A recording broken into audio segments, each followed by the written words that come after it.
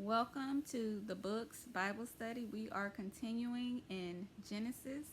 We're almost out. Genesis has 50 chapters. We are in chapter 38. Verse 1 reads, It came to pass at that time that Judah departed from his brothers and visited a certain Adulamite whose name was Hira. Adullam is also where King David hid in that cave from Saul, and those people that hid with him are known as the core of his mighty warriors. So Adullam is also where King David was. Verse 2, And Judah saw there a daughter of a certain Canaanite whose name was Shua, and he married her and went into her. So Judah separates from his brothers and finds himself friends, right, with an Adulamite and ends up marrying this Canaanite woman.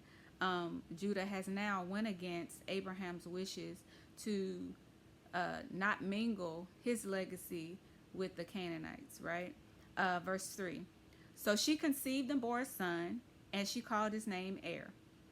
Verse 4. She conceived again and bore a son, and she called his name Onan. Verse 5, And she conceived yet again and bore a son, and called his name Shelah. He was at Kezib when she bore him. Verse 6, Then Judah took a wife for Er, his firstborn, and her name was Tamar. Verse 7, But Er, Judah's firstborn, was wicked in the sight of the Lord, and the Lord killed him. So what kills people? Wickedness. You may not know their wickedness, but God knows it. So as we go throughout the Bible, if you ever have asked the question, oh, why did this person die? Or this is one of the reasons people die, because of wickedness. Okay. Verse 8, And Judah said to Onan, Go into your brother's wife and marry her and raise up an heir to your brother. Verse 9, But Onan knew that the heir would not be his. And it came to pass that he went into his brother's wife, that he emitted on the ground, lest he should give an heir to his brother. So he already knew, right, that he was not going to give an heir, yet he still went into his brother's wife. Okay, verse 10. And the thing which he did displeased the Lord, therefore he killed him also.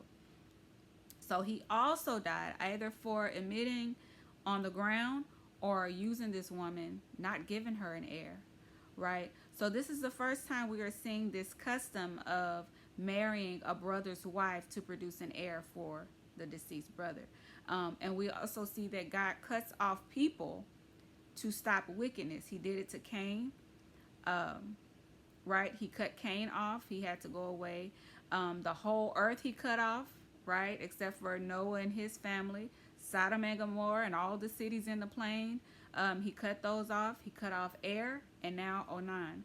So these were directly set apart or either killed or moved away because of wickedness. Verse 11.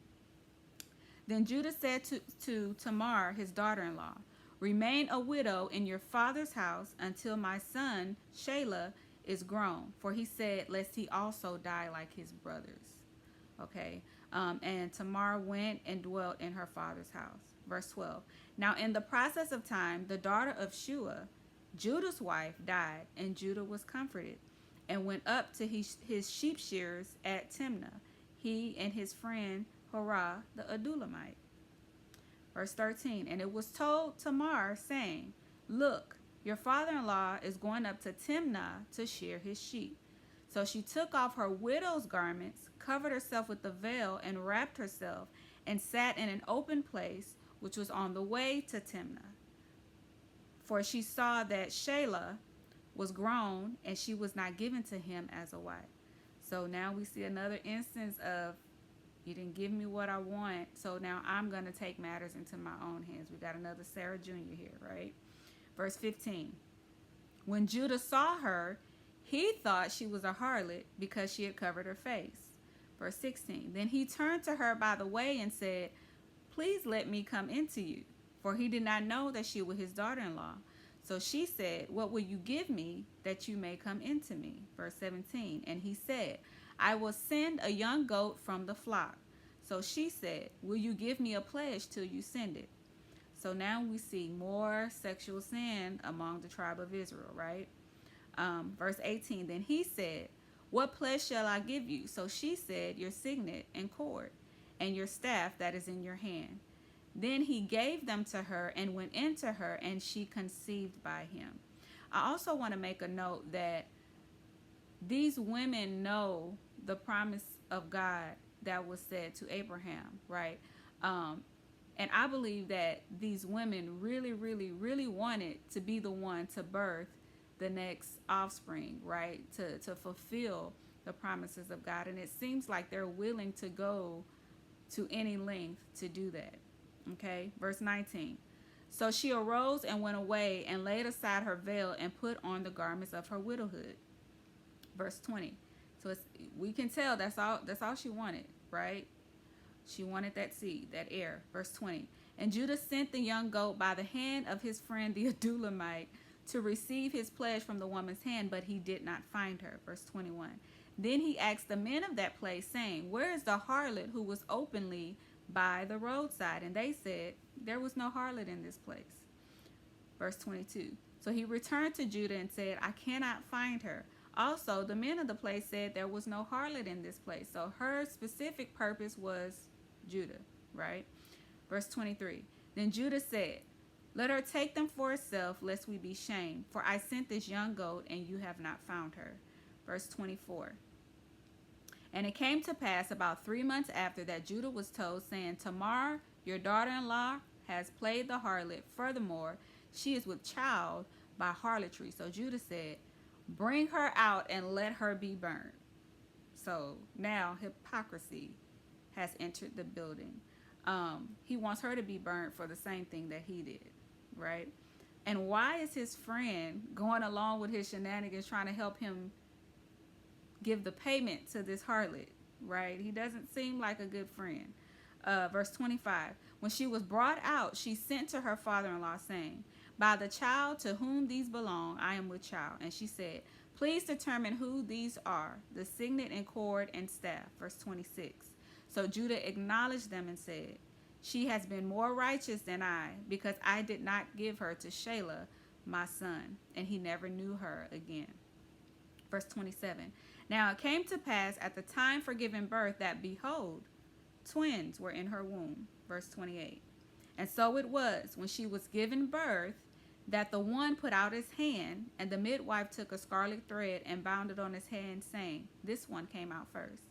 Verse 29. Then it happened, as he drew back his hand, that his brother came out unexpectedly, and she said, how did you break through? This breach be upon you. Therefore his name was called Peretz. Verse 30. Afterward his brother came out, who had the scarlet thread on his hand, and his name was called Zerah. So Judah separates from his brothers, right? He's compromised by marrying this Canaanite, and then his household is begin to be marked by wickedness, sexual sin, right? Hypocrisy, disobedience. And then God directly judges Er and Onan for their wickedness, showing us that he will cut off evil when he sees it. Judah fails Tamar, right? Forces his own will, and then condemns her for the same sin that he is committing, right? And so in the end, Tamar, he declares, is more righteous, and God still brings forth Peretz, right? Proving that the purposes of God, the promises of God, still move forward even with human failure, even with human manipulation, right? That's why God says vengeance is mine, because he sees the whole thing, right? We don't have to take certain things upon ourselves if we just trust that God definitely saw all of it, and he still will use who he wants to use, right? So thank you all for staying with us for another chapter. Please continue with us as we go to Genesis chapter 39. God bless.